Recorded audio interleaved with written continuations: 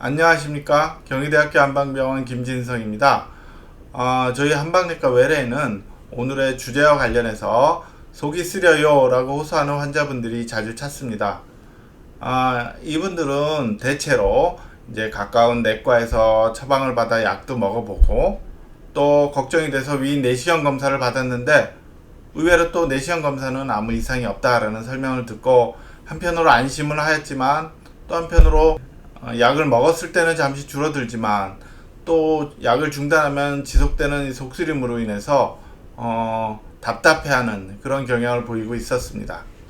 그럼 이러한 기능성 소화불량에서 나타나는 속쓰림은 어떠한 이유로 나타나는지에 대해서 말씀드리도록 하겠습니다. 먼저 속쓰림을 일으키는 이제 대표적인 질환에 대해서 몇 가지 살펴보도록 하겠습니다. 첫째는 급성 위염입니다. 우리가 이제 급격하게 상복부에서 통증이나 속쓰림이 나타나면서 심한 경우에는 이제 메스꺼리고 토하고 하는 경우도 있게 되는데요. 이러한 급성 위염을 유발하는 흔한 원인은 과다한 알코올의 섭취, 또 이제 소염 진통제를 잘못 먹는 경우, 또 헬리코박터 파일로리 균의 감염, 또 과도한 스트레스 뭐 이런 것들이 이제 하나의 유발 요인으로 이렇게 알려져 있습니다. 물론 이 경우에는 이제 속쓰림이 단기적으로 나타나니까 이제 구분하기에 그리 어렵지 않다라고 말씀드릴 수 있고요. 두 번째는 소화성 궤양입니다.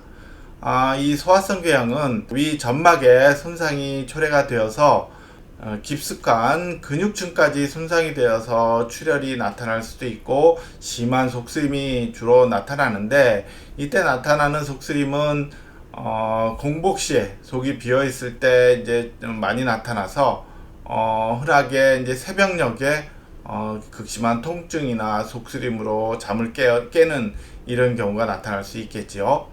세 번째는 위암입니다.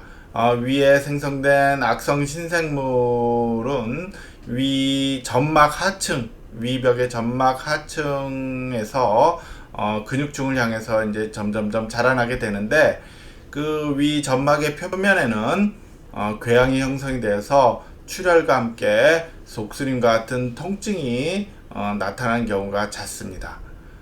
네 번째는 이제 위식도 역류 질환, 흔히 말하는 역류성 식도염인데요.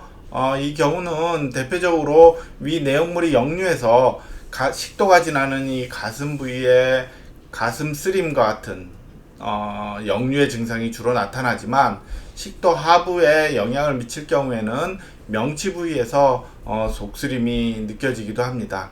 그래서 요건 조금 구분해서 이제 치료를 해야 될 질환들이죠. 마지막으로 오늘 주제와 관련돼서 기능성 소화불량에서 나타나는 속쓰림이 있을 수 있는데요. 앞서 말씀드린 네 가지 경우, 급성 위염, 소화성 궤양, 위암에서 궤양성의 어떤 통증이나 속쓰림, 마지막으로 위식도 역류 질환에서 역류와 관련된 속쓰림 같은 이러한 속쓰림과는 달리 기능성 소화불량에서의 속쓰림은 위 점막에 특별한 속쓰림을 유발할 만한 상처가 없이 나타나는 경우가 해당이 됩니다. 먼저 기능성 소화불량의 대표적인 증상에 대해서 알아보도록 하겠습니다. 먼저 기능성 소화불량은 두 개의 유형으로 나눌 수가 있어요. A형이라고 하는데요. 첫째는 이제 명치 통증 증후군이 이에 해당이 됩니다. 주로 명치부에서 통증이나 타는 듯한 속쓰림이 주로 나타나는 유형에 해당이 되겠고요. 두 번째는 식후 불편감 증후군이 있습니다.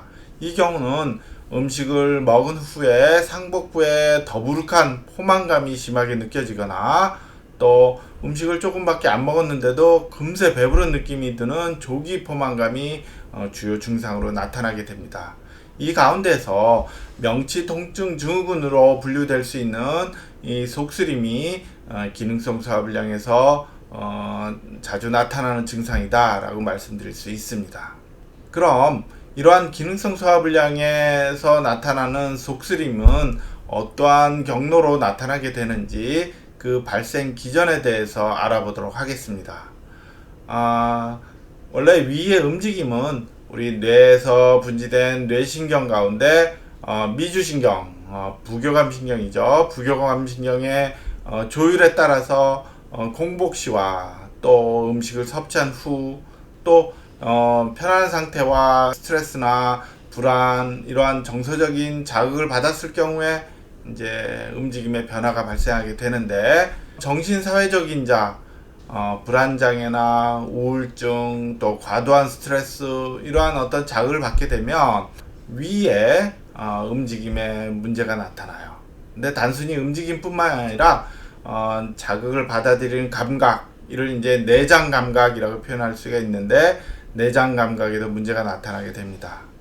그래서 이제 앞서 말씀드린 대로 움직임과 관련된 운동성 장애의 경우는 이제 더부룩하고 조금만 먹어도 금세 배부른 유형들이 이제 주로 나타나게 되겠고, 또 내장 감각의 장애가 같이 과저되어 있을 경우에는 속쓰림이나 통증과 같은 증상이 나타나게 되는 거죠.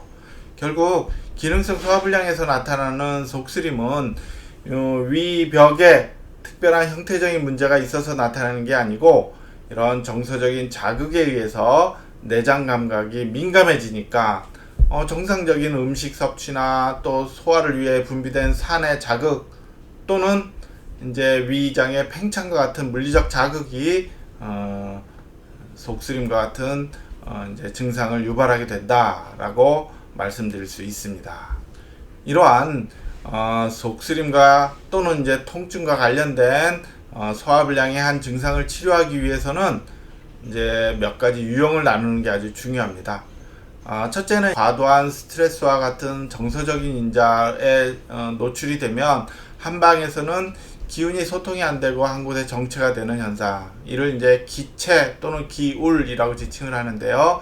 이러한 유형을 이제 간이불화형이라고 지칭을 하고요. 그 다음 이제 과도한 음식 섭취나 자극적인 음식물에 의해서 위장에 속쓰림이 나타나는 경우는 이제 식체위환이라고 해서 음식을 먹고 체했다처럼 이제 위장의 민감성이나 긴장감을 유발하는 인자가 섭취하는 음식과 관련되어 있을 경우에 식체위환형이라고 지칭을 하고요. 그 다음 또 혈의 어떤 순환이 안 되면 한 곳에 정체가 돼서 나쁜 피의 정체, 즉 어혈이라는 게 정체가 되는데, 이런 어혈의 정체로 인해서 극심하게 찌르는 듯한 통증과 함께 속쓰림이 나타날 경우에는 어혈 정체형이라고 분류를 하고요. 마지막으로 위에는 열의 반응이 있고 오히려 밑에는 찬 속성이 나타나는 경우, 예를 들어 입이 마르고 얼굴이 붉어지면서 속쓰림이 있고, 그와 반면에 이제 변은 무르거나 배가 차고 한 찬 기운과 열한 기운이 이렇게 뒤섞여 있는 경우에는 한열 착잡형이라고 이제 분류를 하게 됩니다. 이렇듯 이제 같은 속쓰림이라도 나타나는 유형을 잘 구분해서 이제 치료하는 것이 이제 무엇보다 효율적인 치료가 될 수 있다라고 말씀드리고요. 지금까지 속쓰림이 나타나는 대표적인 질환 가운데서 기능성 소화불량에서 발생하는 속쓰림이 어떠한 경로로 나타나게 되는지에 대해서 말씀드렸고요. 이러한 내장 감각의 민감성을 효과적으로 줄이기 위한 한방 치료에 대해서 진단 유형을 중심으로 말씀드렸습니다. 감사합니다.